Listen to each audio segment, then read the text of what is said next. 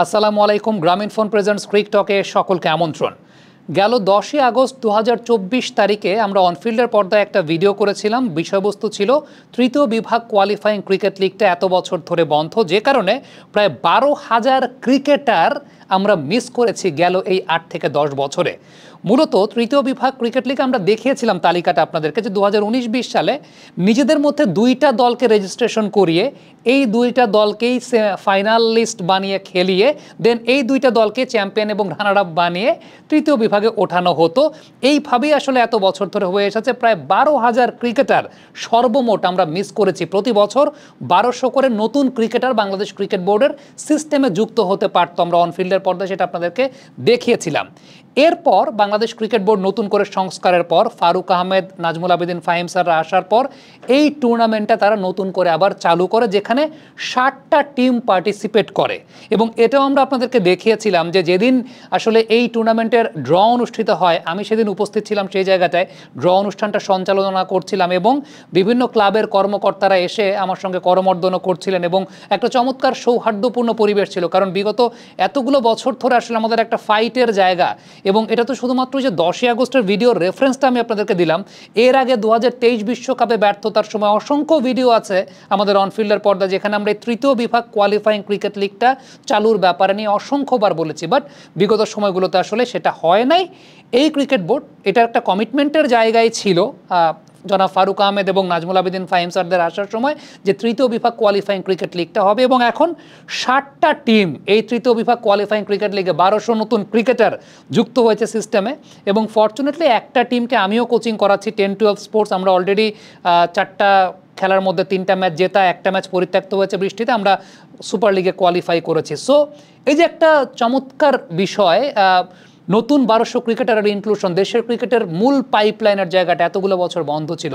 দেখেন, আজকে দুদক Bangladesh cricket board অভিযান করেছে এবং তাদের অভিযোগের বা অভিযানের এজেন্ডা যেগুলো ছিল, তার মধ্যে প্রথম এজেন্ডা এটা ছিল তৃতীয় বিভাগ কোয়ালিফাইং ক্রিকেট লিগের এই দুর্নীতির জায়গাটা। দেখেন, আমরা 10ই আগস্ট আপনাদেরকে একদম দেখিয়েছি দুটা টিমকে মেনশন করে, যে এই দুইটা টিম নিজেদের মধ্যেই তাদেরকে চ্যাম্পিয়ন রানার আপ বানিয়ে ওঠানো হয়েছে। আমরা বলেছিলাম আজকে দুদক যখন এই অভিযানটা করেছে, তার মানে ওই যে কথাগুলো, সেই কথাগুলোর জাস্টিফিকেশনটা, প্রমাণটা কিন্তু আপনারা পেয়ে গেলেন যে আমরা ভুল কিছু বলি না। এটা যে আসলে একটা সিরিয়াস প্রবলেম, দুদক এতদিন পরে এসে অভিযানের মাধ্যমে তারা কিন্তু জাস্টিফাই করে দিয়ে গেল। এবং বর্তমান ক্রিকেট বোর্ড অনেক অসঙ্গতির কথা আমরা বলি, অনেক অসঙ্গতির কথা বলি, কিন্তু এই যে মূল পাইপলাইন উঠিয়ে আনার পেছনে যে এই জায়গাটা বর্তমান ক্রিকেট বোর্ড কিন্তু করেছে, দিন শেষে একটা কাজ হয়েছে। ইভেন তারা যখন এসেছেন ওই কমিটমেন্টের জায়গা থেকে, আমরা যারা আশেপাশে ছিলাম আমাদেরও একটা দাবির জায়গা ছিল যে এই টুর্নামেন্টটা চালু করেন ভাই, সেটা করে দেখিয়েছেন তারা। দ্বিতীয়ত যে ব্যাপারটা আপনি একটু চিন্তা করেন, সেটা হচ্ছে গেল বিপিএলের সময় তো মূলত আসলে রাজশাহী কাণ্ডের জন্য অনেক পজিটিভ বিষয় চাপা পড়ে গেছে। ডেফিনেটলি রাজশাহী টিম নিয়ে যে ঘটনা ঘটেছে, এটা ন্যাক্কারজনক একটা ঘটনা। মানে এরকম একটা ফ্র্যাঞ্চাইজি কীভাবে আসতে পারে, আমাকেও ব্যক্তিগত অফারের কথা অনেক কিছু বলেছিলাম আপনাদের কাছে। বাট টিকেটিং ইস্যুটার যে বিষয়টা, আপনি চিন্তা করেন যে এতগুলো বছরে, মানে গেল 8 বা 9 আসরে সর্বমোট লাভ হয়েছে 15 কোটি টাকা, যেখানে এই এক আসরে 13 কোটি টাকা লাভ হয়েছে। এবং সেটা কিন্তু স্বচ্ছতা ছিল দেখেই লাভ হয়েছে আলটিমেটলি। পুরো 8টা-9টা আসরে 15 কোটি, আর এই একটা আসরেই 13 কোটি। এখন আপনি কি বলবেন যে আগের টিকিট বিক্রি কম হতো? ভাই, 2017, 18, 19 ওই মৌসুমের বিপিএলের কথা একটু আপনি চিন্তা করেন। ব্রেন্ডন ম্যাককালাম খেলতো ওই সময়টায়, মানে এবি ডিভিলিয়ার্স খেলতো, তখন রংপুর রাইডার্সের টিম, কুমিল্লা ভিক্টোরিয়ান্সের টিম। সো ওই সময় বিপিএলে দর্শক হতো না। মানে ঢাকা ডায়নামাইট যখন খেলতো, আন্দ্রে রাসেল, সুনীল নারায়ণ, কুমার সাঙ্গাকারা, ওই সময় বিপিএলে টিকিট বিক্রি হতো না। এখন ওই যে অস্বচ্ছতার জায়গা, এবার কিন্তু অনলাইনে টিকিট সিস্টেম চালু হয়েছিল এবং এই জায়গাটা পুরোপুরি একটা স্বচ্ছতার জায়গা ছিল এবং এখানে একটা ভালো ব্যবস্থাপনা হয়েছে। আমি তো বললাম যে অনেক অসঙ্গতির কথা আপনি হয়তো বা বলবেন, ন্যাশনাল টিম খারাপ করছে দেখে আপনি বোর্ডের অনেক অসঙ্গতির কথা বলবেন, কিন্তু সে ন্যাশনাল টিম খারাপ তো করছে একটা ধারাবাহিক প্রক্রিয়ার ফসল। কিন্তু এই যে নতুনভাবে ক্রিকেট বোর্ড আসার পর কিছু জায়গায় তো ডেভেলপমেন্টের জায়গা হয়েছে, সেটা তো আলটিমেটলি দেখা যাচ্ছে। এখন এটা তো আপনি অস্বীকার করতে পারবেন না, দেখা তো যাচ্ছে। টিকিটের এই ইস্যুর জায়গাটা, আজকে তো দুর্নীতি দমন কমিশন, তারা তো একটা মানে স্বাধীন কমিশন কিংবা স্বাধীন বডি, তারা তো নিশ্চয়ই এই জায়গাটায় মিথ্যা কথা বলবে না। সো তারাও তো এই জায়গাটায় দেখিয়ে দিল।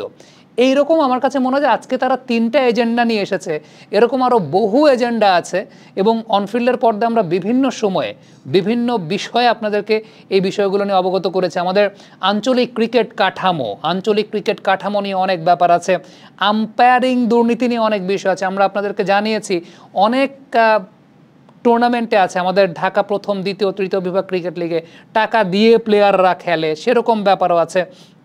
আম্পায়াররা ফোর্স করে ম্যাচ হারিয়ে দেয়, সেরকম ব্যাপার আছে। এগুলো যদি সব কিছু ধরা হয়, এগুলো ধরা হলে অনেক কিছুই বের হবে, এবং আমি মানে ভিডিওটা খুব বেশি দীর্ঘায়িত করব না, ইন্টারেস্ট কমে যাবে মানুষের। কিন্তু আমার কাছে মনে হয় যে অনফিল্ডের যারা নিয়মিত দর্শক আছেন, সেই 2023 বিশ্বকাপের ব্যর্থতার সময় থেকে আমরা ওই যে বিষয়গুলো আসলে বলে এসেছি, যে আমাদের একদম রুট লেভেলের ক্রিকেট, একদম ডোমেস্টিক লেভেলের ক্রিকেটের জায়গা, আমাদের কোচ তৈরি করার জায়গা, এই জায়গাগুলো নিয়ে আসলে অনেক অসঙ্গতির জায়গা আছে। ইভেন আমার কাছে মনে হয় যে কোচ নিয়োগের যে জায়গাটা, জেলা বিভাগীয় পর্যায়ে কোচ নিয়োগের জায়গা, এইখানেও যদি আলটিমেটলি ধরা হয়, এইখানেও অনেক কিছু পাওয়া যাবে। মানে আজকে আমি বলে দিচ্ছি, আপনি দেখবেন যে কদিন পর এই ব্যাপারটা নিয়েও ধরবে। আমি আজকে বলে দিলাম যে এগুলো তো আলটিমেটলি ফ্যাক্টর, এগুলো বিভিন্ন সময় আমরা বলার চেষ্টা করেছি। সো মানে অন্তত 3টা বিষয়ের জাস্টিফিকেশন তো আজকে আপনারা পেলেন দুর্নীতি দমন কমিশন আসার পর। সো আলটিমেটলি এখন মানে আমি বলবো না যে আমরা খুব উন্নতির দিকে যাচ্ছি, কিন্তু কিছুটা প্রোগ্রেস তো আসলে লক্ষ্য করা গেছে। তার মানে বিগত সময়গুলোতে আসলে ধারাবাহিকতাটা আসলে কতটা খারাপ ছিল আপনি একটু চিন্তা করে দেখেন। কমেন্ট বক্সে আপনাদের মন্তব্য, মতামত জানতে চাই।